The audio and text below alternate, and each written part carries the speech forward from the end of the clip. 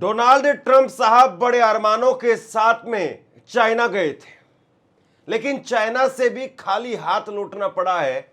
अभी तक कोई ज्वाइंट प्रेस स्टेटमेंट जारी नहीं हुई है। दोनों देशों के बीच में आखिरकार क्या क्या समझौते हुए हैं, क्या क्या दोनों देश करने जा रहे हैं और क्या कुछ इस बैठक का, इस बातचीत का, इस दौरे का हासिल हुआ, इस बारे में स्पष्ट नहीं है।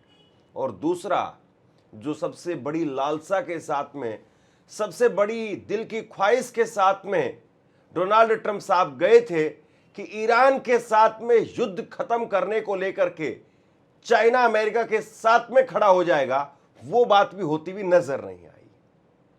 यानी चाइना ने बहुत मंद मंद मुस्कान में और बहुत आराम आराम से बहुत कुछ कह दिया और डोनाल्ड ट्रंप, उनकी हरकतें वायरल हो रही है। डोनाल्ड ट्रंप वो जैसी हरकतें कर रहे हैं, वैसी हरकतें अगर कोई और शख्स करता तो मुझे लगता कि चाइना के अंदर उसकी एंट्री बैन हो जाती। चाइना में कभी फिर वो आदमी घुस नहीं पाता, लेकिन डोनाल्ड ट्रंप अमेरिकी राष्ट्रपति हैं, शायद इस बात के लिए चाइना ने छोड़ दिया है। लेकिन सवाल क्या है? सवाल ये है कि जिस तरीके से अब आखिरी उम्मीद चाइना थी, चाइना में ट्रंप बाबू गए और वहां पर भी अगर कोई बड़ी घोषणा नहीं हो पाई तो क्या युद्ध ही बड़ा रास्ता है? और अमेरिका वही घिसी पिटी स्क्रिप्ट पढ़ रहा है। अमेरिका के रक्षा मंत्री पीट हेगसेथ वो वही घिसी पिटी स्क्रिप्ट यहां पर पढ़ रहे हैं। और बड़ी बात यह है कि ईरान के हैकर्स, उन्होंने अमेरिका को हिला दिया है। ईरान के हैकर्स ने किस तरीके से अमेरिका को झटका दिया है, बहुत बड़ी खबर है। इस पर हम विस्तार से आगे बात करेंगे, लेकिन सबसे पहले चाइना की बात कर लेते हैं। चाइना में क्या कुछ हुआ है? ट्रंप बाबू गए थे तो उन्होंने क्या कुछ किया और उनके साथ में क्या हुआ है? सबसे पहले तो जरा ये तस्वीर देखिए आप। ये तस्वीर देखिए जिस वक्त में दोनों देशों के राष्ट्रपति बैठे हुए थे, तमाम ब्यूरोक्रेट्स और दोनों तरफ के नेता वहां पर बैठे हुए थे, भोज चल रहा था और स्टेट डिनर पर बीच में अचानक से राष्ट्रपति शी जिनपिंग वो किसी वजह से उठ करके कुछ देर के लिए जाते हैं और इसी बीच में ट्रंप नकलची बाबू की तरीके से उनकी टेबल के ऊपर रखे हुए नोट्स की कॉपी खोलते हैं और वो नोट्स की कॉपी खोल करके पढ़ने लग जाते हैं। ये तस्वीर देखिए जरा, ये क्या अमेरिकी राष्ट्रपति को शोभा देता है? और मुझे लगता है कि चाइना के अंदर अगर किसी ने ये हिमाकत की होती कि वो डॉक्यूमेंट्स जो स्पेशली शी जिनपिंग के लिए रखे हुए हैं, वो की नोट्स हैं या क्या थे क्या नहीं थे कहा नहीं जा सकता है, लेकिन जो उनके लिए रखे हुए थे शी जिनपिंग के लिए, अगर उनके राष्ट्रपति के साथ में अगर कोई इस तरीके की और गुस्ताखी करता तो मुझे लगता है कि चाइना के अंदर उसकी एंट्री बैन हो जाती हमेशा हमेशा के लिए। और ये बहुत छोटा सा काम था चाइना के लिए। हो सकता है कि चाइना उसको उठवा करके फिकवा भी देता, अगर किसी और दूसरे मुल्क का कोई और सामान्य अगर नागरिक होता तो उसको तुरंत डिपोर्ट करवा दिया जाता वहां से और उसके ऊपर केस लगा दी जाती, वो अलग बात है। लेकिन ट्रंप को आप देख लीजिए कि किस तरह की व्यवहार वो कर रहे हैं। हालांकि मार्क रूबियो वो भी देख रहे थे कि भैया ये लोग क्या कर रहे हैं। अब एक तरफ ट्रंप बाबू जब वहां पर गए और उसके बाद में जब वो लगातार शी जिनपिंग के साथ में थे तो पूरी दुनिया इस बात को देख रही थी, इंतजार कर रही थी कि कुछ न कुछ ऐसा हो जो होर्मुज को लेकर के या फिर ईरान युद्ध को लेकर के एक क्लैरिटी दिखाई दे। क्योंकि जब दो बड़े राष्ट्रपति मिल रहे हैं आपस में तो जाहिर सी बात है कुछ न कुछ तो हो रहा होगा, लेकिन कुछ हुआ नहीं। और इसके बाद में अमेरिका वही गीदड़ भभकिया देते हुए नजर आ रहा है। अमेरिकी मीडिया में एक रिपोर्ट में दावा किया गया है कि ईरान पर अगले हफ्ते दोबारा हमले की तैयारी में है अमेरिका। 50,000 सैनिक और युद्धपोत वो ट्रंप के फैसले का इंतजार कर रहे हैं। ये कितनी पुरानी और कितनी घिसी पिटी स्क्रिप्ट है जिसको अमेरिकी मीडिया वो बार बार रिपोर्ट के हवाले से एक्सक्लूसिव जानकारी सनसनीखेज बना करके बार बार उसको बेच रहा है। ये 50,000 सैनिक, वो एक फिल्म थी ना, आपने देखी होगी, रणवीर सिंह की एक फिल्म कि तुम नहीं जानते कि तुम्हारे सैनिकों के पीछे हमारे कितने लोग खड़े हुए हैं, बाजीराव मस्तानी। तो ये कुल मिलाकर के जो 50,000 सैनिकों की जो धमकी बार बार ट्रंप दे रहे हैं, ये नहीं पता कि भैया 9 करोड़ की आबादी वाला देश है ईरान, वो कोई वेनेजुएला नहीं है। और उसके पास में करीब करीब 1 करोड़ से ज्यादा इस वक्त में फोर्स है, और आपकी 50,000 की आबादी उसके सामने है क्या? आप बताइए जरा। अमेरिका अगले हफ्ते ईरान पर दोबारा सैन्य हमले की तैयारी कर रहा है। न्यूयॉर्क टाइम्स की रिपोर्ट्स के मुताबिक पेंटागन ने हमले के कई विकल्प तैयार किए हैं। अब अंतिम फैसला डोनाल्ड ट्रंप को लेना है। तो ये जो है वो न्यूयॉर्क टाइम्स की रिपोर्ट और पेंटागन ये पेंटागन वो, लोगों के कान पक गए सुन सुन करके कि किस तरीके से लोगों को मूर्ख बना रहे हैं। भाई इतना तो हमारा यहां पर गोदी मीडिया वाले नहीं करते जितना वो लोग कर रहे हैं वहां पर। और पूरा दुनिया जानता है, पूरा अमेरिका जानता है कि भैया युद्ध में हम नहीं जीत पाएंगे। और जब गर्म खून में ही आप कुछ नहीं कर पाए, आप ईरान का कुछ नहीं बिगाड़ पाए, उनके सुप्रीम लीडर को मारने के बावजूद, उनको शहीद करने के बावजूद आप उनका कुछ खास उखाड़ नहीं पाए, अब क्या कर लेंगे आप? अब तो वो बहुत मानसिक तौर पर, साइकोलॉजिकली बहुत आगे चले गए हैं आपसे। बढ़त बना लिए ईरान ने आपके ऊपर। और आज के वक्त में 3 देशों की चर्चा होती है पूरी दुनिया में, ईरान, रसिया और चाइना, और तीनों एक साथ खड़े हैं। आप गए रसिया के अंदर, माफ कीजिए चाइना के अंदर, लेकिन चाइना ने एक स्टेटमेंट कोई ईरान के खिलाफ जाहिर नहीं किया। आप बताइए जरा।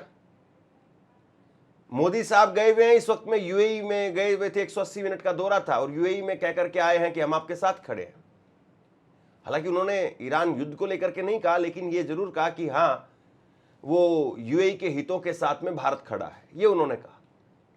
लेकिन ऐसा कोई स्टेटमेंट चाइना से निकल करके सामने नहीं आया ट्रंप को लेकर के, ईरान को लेकर के। बाकी आगे मैं बहुत कुछ कहना नहीं चाहता हूं इस पर, आप खुद अंदाजा लगा लीजिए और खुद बातों को समझ लीजिए। अमेरिकी रक्षा मंत्री पीट हेगसेथ ने कहा कि जरूरत पड़ने पर सैन्य कार्रवाई बढ़ाने की योजना तैयार है। अमेरिकी अधिकारियों के मुताबिक हमले के विकल्पों में ईरान के सैन्य और इंफ्रास्ट्रक्चर ठिकानों पर हवाई हमले शामिल हैं। भैया ये जो आप कॉकटेल दे रहे हैं ना, ये वाली जो शराब है, ये कई बार आप नई नई बोतल में डाल करके बेच चुके हैं। कुछ और लेकर के आइए। अब नशा नहीं हो रहा लोगों को, अब वो पैनिक नहीं फैल रहा है लोगों के बीच में। अब वो बाजार वैसे डूब नहीं रहे हैं आपकी धमकियों से, ये ट्रंप ये कर देंगे और बाजार जो है वो धरधरा करके गिर गए। भरा करके अब बाजार नहीं गिर रहे हैं आपकी धमकियों से, क्योंकि बाजार को भी समझ में आ गया कि खोखले आदमी। बहरहाल मैं आपको पिछले 24 घंटे में जो 5 बड़े अपडेट्स निकल करके सामने आए हैं वो मैं आपको बता रहा हूं। ट्रंप जिनपिंग में ईरानी जंग पर 2 बातों पर सहमति हुई है। दोनों नेताओं ने माना है कि मौजूदा युद्ध खत्म होना चाहिए, हॉर्मुज स्ट्रेट पूरी तरह से खुला रहना चाहिए, और हालांकि चीन ने युद्ध खत्म कराने में बड़ी भूमिका के संकेत नहीं दिए। अब जरा इस बात को समझिए। भाई कौन ये कहेगा कि युद्ध होना ही चाहिए? ये तो डिप्लोमेसी की बात है। जब आप गए हैं, आप युद्ध में फंसे हुए हैं, और चाइना कोई पागल थोड़ी ना है कि चाइना ये कहेगा नहीं नहीं युद्ध तो जारी रहेगा। ये कहने का मतलब ये है कि आप खुद जो है वो अमेरिका को अपने सिर पर वार करने के लिए जो है वो उकसा रहे हैं। तो वही एक सामान्य सी बात जो चाइना ने कह दी कि नहीं नहीं युद्ध तो खत्म होना चाहिए, हम भी इस बात के पक्षधर हैं कि युद्ध नहीं होना चाहिए। ये तो सामान्य सी बात है, कोई भी आदमी कहेगा। दूसरी बात हॉर्मुज को लेकर के कि भैया हॉर्मुज को खोलिए। चाइना ने भी कहा कि हाँ हॉर्मुज खुला रहना चाहिए, लेकिन हॉर्मुज तो ईरान भी कह रहा है कि खुला हुआ है। हॉर्मुज अगर बंद है तो दुश्मन देशों के लिए बंद है। ईरान भी ये कह रहा है कि हॉर्मुज खुला हुआ है। हॉर्मुज बंद अगर किसी के लिए है तो दुश्मनों के लिए बंद है। इसका मतलब आप समझ रहे हैं। कल भी जब बातचीत चल रही थी ट्रंप और जिनपिंग के बीच में, बताया जाता है कि 12 चाइना के जहाज वो हॉर्मुज पार करके आए। तो भैया जिनके लिए खुला है उनके लिए तो खुला है, जिनको खुलवाना है वो जाकर के खुलवा लें। जो कह रहे थे कि हम 24 घंटे में ये कर देंगे वो कर देंगे, आसमान पर कब्जा है, जमीन पर ये हो गया है, हमने एयरफोर्स खत्म कर दी, ये खत्म कर दिया, वो खत्म कर दिया, तो जाकर के वो कर लें। सिंपल सी बात है, नहीं कर पा रहे आप। दूसरा, ब्रिक्स देशों में ईरानी मुद्दे पर एक राय नहीं बनी है। नई दिल्ली में हुई ब्रिक्स विदेश मंत्रियों की बैठक में ईरान युद्ध को लेकर के सदस्य देशों के बीच में मतभेद दिखे। साझा बयान में कहा गया कि इस मुद्दे पर सभी देशों की सोच अलग अलग है। कल मैंने आपको खबर बताई थी और मैंने सिर्फ और सिर्फ एक ही बात पर जोर दिया था कि इंतजार इस बात का करना है कि ज्वाइंट प्रेस स्टेटमेंट जब निकल करके सामने आएगी, क्या उसमें यूएई और बाकी इजराइल और ये सारे मिल करके दबाव बना पाएंगे ब्रिक्स देशों के ऊपर कि ब्रिक्स देश वो एक सुर में ईरान की निंदा करें? नहीं हो पाया। अब यहां पर अलग थलग जो है वो पढ़ते हुए दिखाई दे रहे हैं। अब ब्रिक्स देश जो है वो अलग थलग पढ़ रहे हैं और ब्रिक्स देश वो ईरान की निंदा नहीं कर रहे हैं। मसलन यूएई और बाकी कुछ मुल्कों ने तो कहा कि हमारे ऊपर हमला किया, ये ठीक नहीं है। बाकी मुल्कों ने नहीं कहा ईरान को लेकर के। इसका मतलब क्या है? बाकी दूसरे मुल्क जो हैं उनको पता है कि भैया ईरान से दोस्ती में ही फायदा है, उनसे आंखें लाल करने में, आंखें उनके साथ में जो अगर लाल आंखों में अगर आप बात करेंगे तो हॉर्मुज में आपको निकलने नहीं देंगे। तो बाकी देशों ने इसमें साथ नहीं दिया। 24 घंटे में दूसरा बड़ा अपडेट है। तीसरा, अमेरिका का दावा है कि चीन अब ज्यादा अमेरिकी तेल खरीदेगा।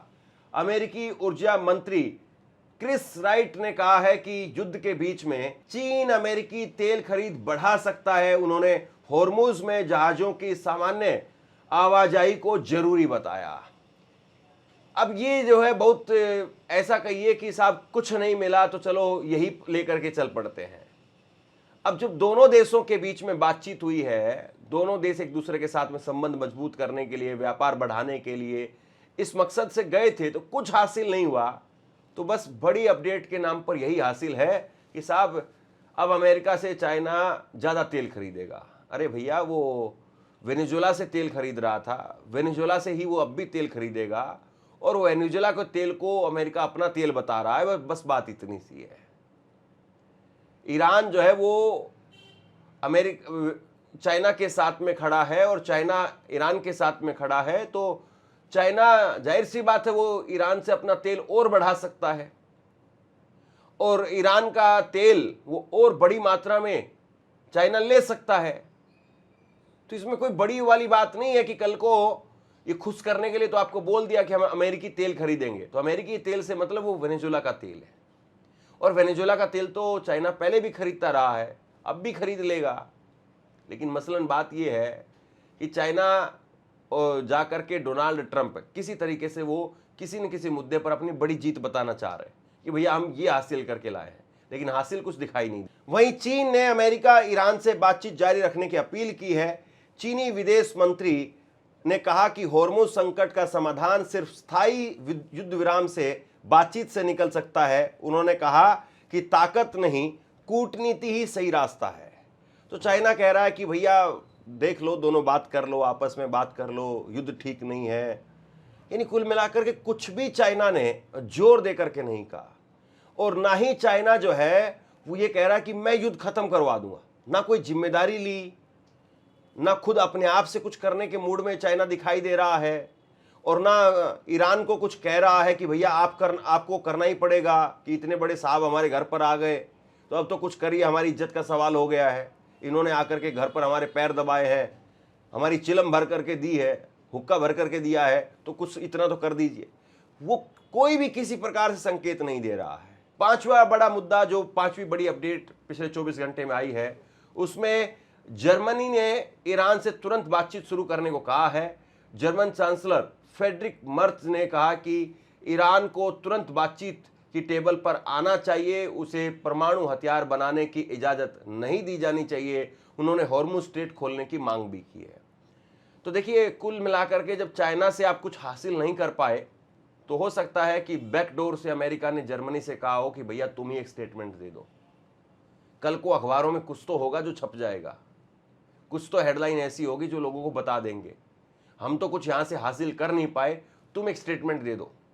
हो सकता है, और ये कोई बहुत बड़ी बात नहीं है, मैं बहुत सामान्य सी बात मैं आपको बता रहा हूं। और बहुत बार ऐसा होता है कि यारी दोस्ती के चलते कोई स्टेटमेंट दे दिया जाता है ताकि माहौल बना रहे और हमारी बात जो कम हो।